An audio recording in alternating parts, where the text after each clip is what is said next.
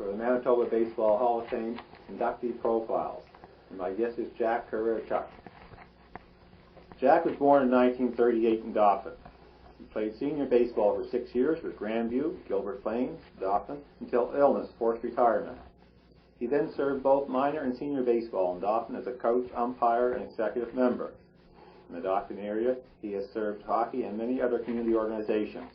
He umpired for 10 years in the MSBL, later served for 4 years as Secretary-Treasurer of the Manitoba Baseball Hall of Fame, and at present is a board member. He was inducted into the Manitoba Baseball Honor Society in 2005, and he was inducted into the Manitoba Baseball Hall of Fame in 2007. Welcome, Jack. Thank you very much. So tell me how you got your beginnings in baseball. Well, I started out in Grandview, minor baseball. John Wilson came out and asked me if I'd go to a tournament in Dauphin. That's how I got started.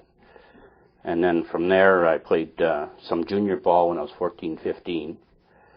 And then I played senior ball at 17.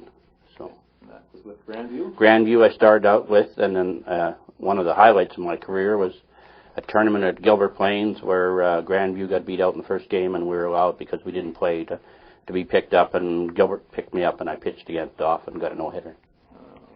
So that was your primary position? Yeah, pitcher, basically. Yeah, I played the outfield once in a while because when you traveled, you didn't always take more than 9 players, so I got to play once in a while. So what was your favorite pitch? I had what they call a drop, I guess, and the bottom fell out of it. I had good control.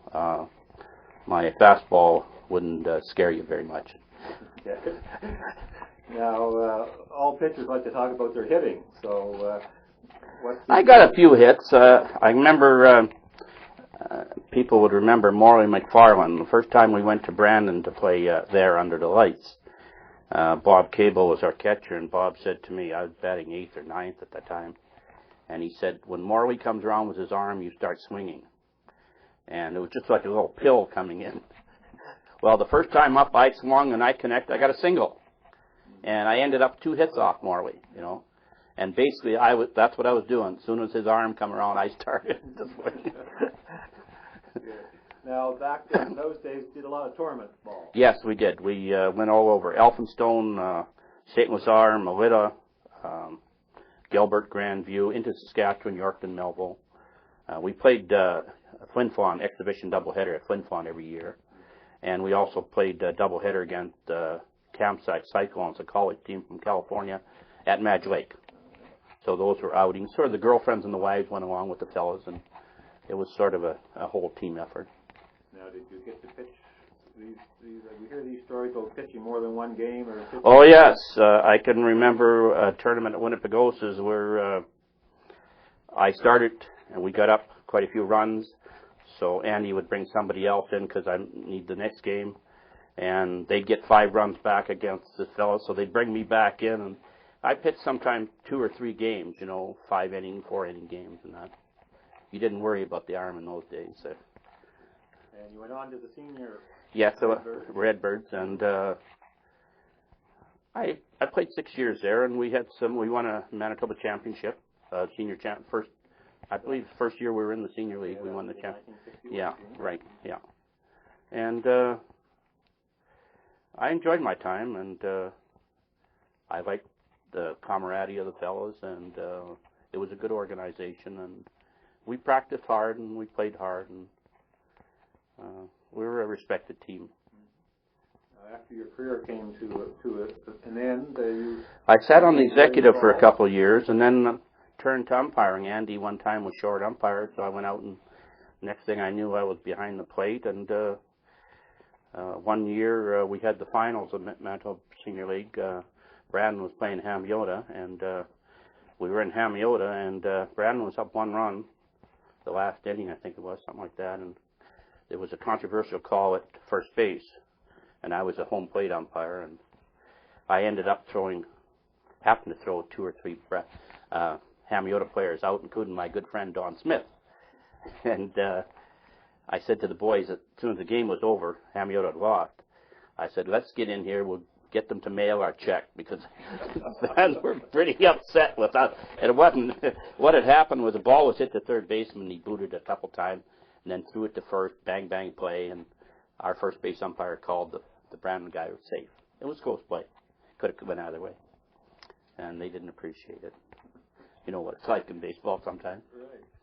Yeah. So umpiring showed you a different aspect of the game. Right, right. And, of course, I umpired all the Dauphin games, and the boys used to say, God, you had a big strike zone for them, or for us, but a small strike zone when we were pitching, because a few of the boys, like Jerry Shemansky and that, they knew the strike zone pretty good. And sometimes in games when the score was getting up, you wanted to get this game over with, so you enlarged the plate a bit. But, you know, I enjoyed it, and I did a lot of this for community, and I still do community work. And you've been active now as a member of the baseball. Yes, I got on my good friend Gladwin Scott and Stan Olson conned me into being secretary-treasurer. Nothing to this job, they said. So I did it for 4 years, and then I told them I'd had enough, and I talked to Gordy Arbuckle, and we got Gordy into it, and I stayed on. I'm in charge of the banquet tickets. I have everything on the computer and that. And there's a lot of volunteer work goes into that, keeping that Hall of Fame going, and it's a beautiful place at Morden. You've seen a lot of baseball over the years. Can you comment on some of the changes that you've seen from when you started out? Well, I think in our area, some of the dedication has gone out of the players, either that or there's so many things going on now.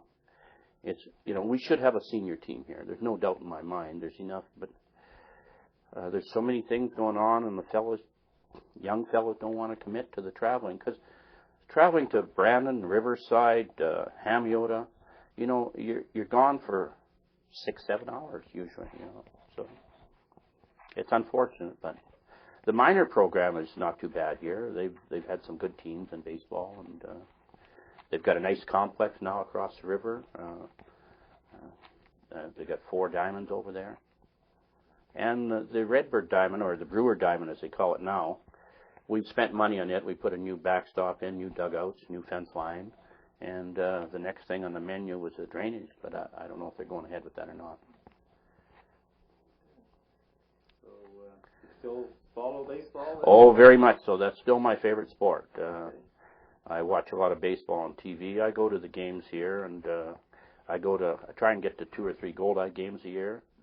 I've been to games in St. Louis, Minneapolis, Atlanta, Georgia, and we went south a few years, and I went to at McCallum. They have a college team there, and I went and saw some baseball there. Really nice baseball. Yeah. Did you ever get to the National Baseball Hall of Fame? No, I haven't. Cooperstown? No, I haven't. I'd like to get there someday. Same as I'd like to get to the Hockey Hall of Fame, too. Well, thank you very much. Thank you.